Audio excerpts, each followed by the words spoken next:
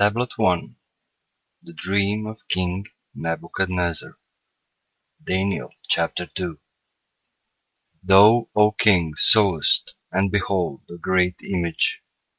This great image, whose brightness was excellent, stood before thee, and the form thereof was terrible. Daniel 2 verse 31. Daniel is describing the dream of King Nebuchadnezzar, the king of the Chaldean Empire. Later on, he will give the interpretation of the dream. In his dream, the king saw an image which was very bright, but terrible. The brightness of the image is a symbol of its attractiveness, which is like the attractiveness of Maya. Maya is the excess attraction to the external world, illusion of separation from God. As the truth of pursuing the worldly desire is none but terrible, so was the image. Its true characteristic was terrible. This image's head was of fine gold, his breast and his arms of silver, his belly and his thighs of brass, his legs of iron, his feet part of iron and part of clay. Daniel 2 verses 32 and 33.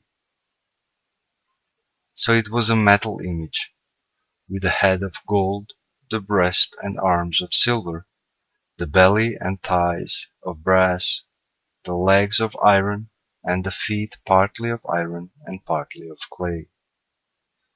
As the construction of the metal image comes down from the head to the feet, it loses its fineness.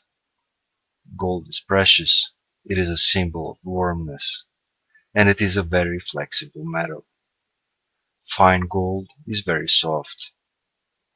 The next metal is silver, still precious, but not like gold.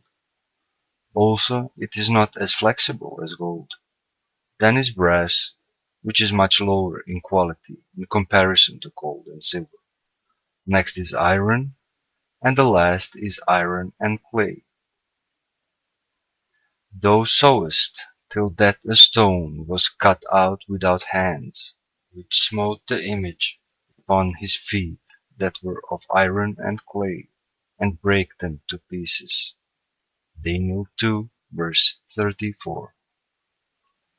This terrible image was not as strong as it looked, because it had a very weak foundation of clay and iron. So it would be broken from its feet by a stone which was cut out without hands. This stone, truth, did not come from the hand of man, but from God.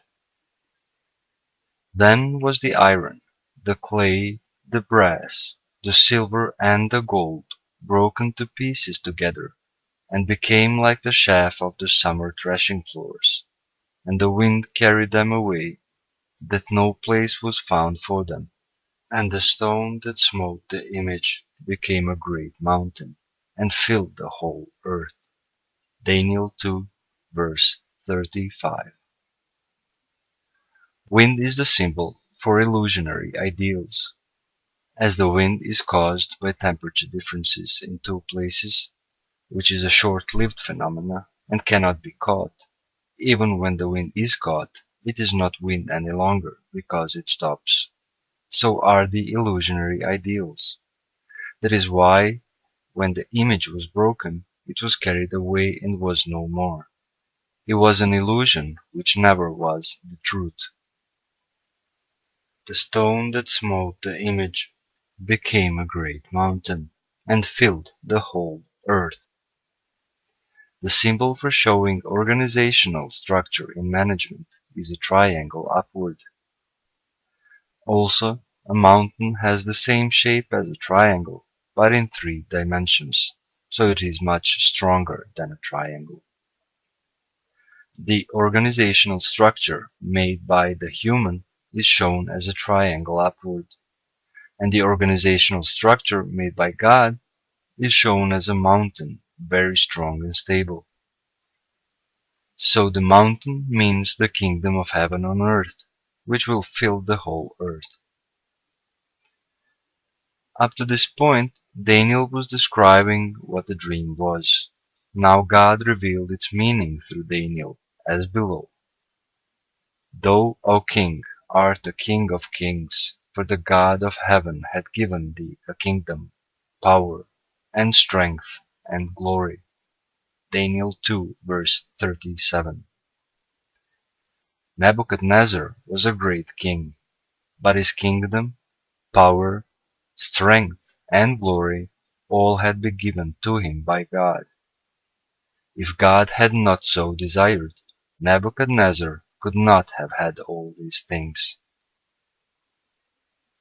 And wheresoever the children of men dwell, the beasts of the field and the fowls of the heaven hath he given into thine hand, and hath made thee ruler over them all. Thou art this head of gold. Daniel 2 verse 38. For understanding the significance and meaning of this verse completely, we should describe other subjects and even go ahead of ourselves to the verses in the following prophecies in Daniel, which will be described later. At the end of chapter 9 and in chapter 10 of Genesis in the holiest book, the symbolic meaning of the three sons of Noah, Ham, Japheth, and Shem, was described. They are the symbols for the five types of humans after the flood of Noah. Ham is the symbol of those humans who try to benefit from the external world by their works and try to satisfy their basic needs through manual labor. They are the workers, Shudras. Also, Ham is a symbol of those who try to control and dominate their environment by their strength and courage. They are the warriors or the leaders of the societies, Ksattriyas. For more detail, read The Kingdom of Heaven on Earth. Like Nimrod, who was the grandson of Ham and became a great king.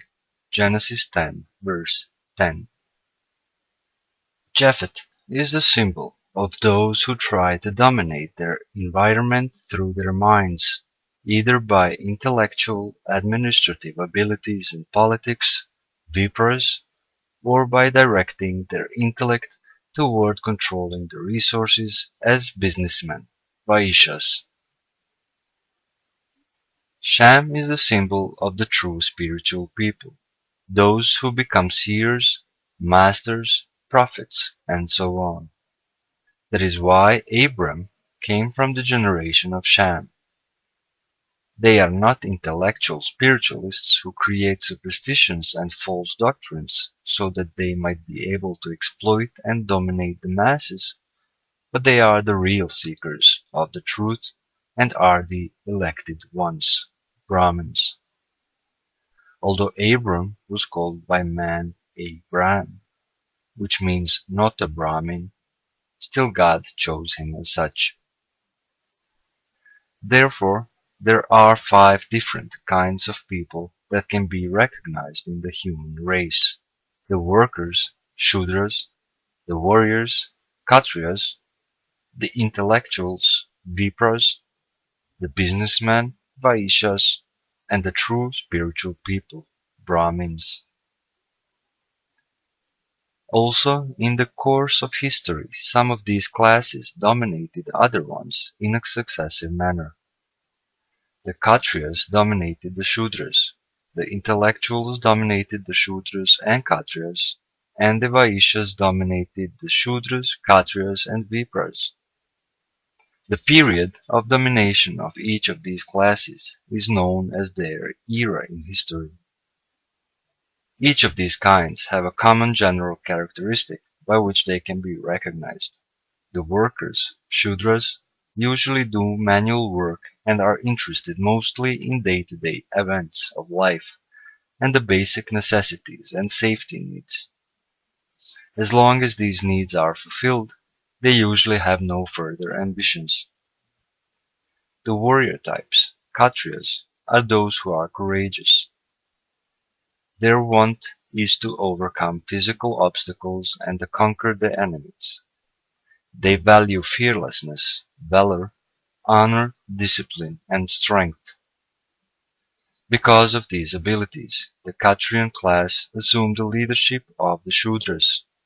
These Kshatriyas, in return, felt a sense of duty toward their subjects and took some responsibility for the protection and welfare of the Shudras.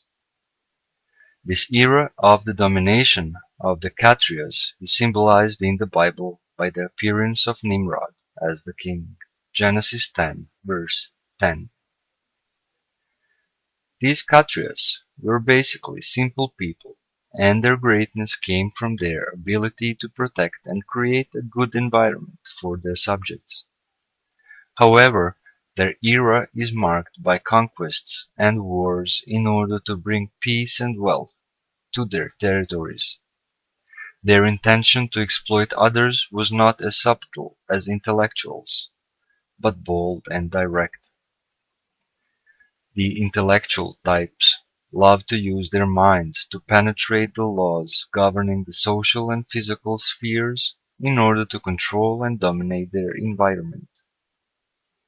They dominate others by their administrative abilities, innovation of tools, ideas, and creation of superstitious and religious doctrines that bind man instead of freeing him. As the kingdoms of the Kshatriyas expanded and empires were created, the dependence of kings and emperors on their ministers, intellectuals, increased. This expansion of the rule of intellectuals slowly brought the domination of this class over the society. The kings became puppets, and their rule became symbolic. The real rulers became the ministers, and they cleverly gained control over all things without changing the monarchical structure of the past. A good example of this is in the medieval times, when the Catholic Church was running Europe, where there were kings and queens on their thrones. These prophecies in the book of Daniel are about the start of the domination of the intellectuals over the Kshatriyas and the era of intellectuals. King Nebuchadnezzar is the head of the image, which is of gold. He had the ultimate characteristics of a Kshatriya. He was disciplined, benevolent, simple, concerned, and had a great power over his subjects to such an extent that he built a large image and demanded all to worship it. He believed he had obtained his kingdom and rights by divine sanction. That is how Shudras used to think about kings. So he was the gold of his era. He was also the king of kings and had domination over all his subjects. From here on, in the evolutionary process of man, the development of the intellect started toward its heights.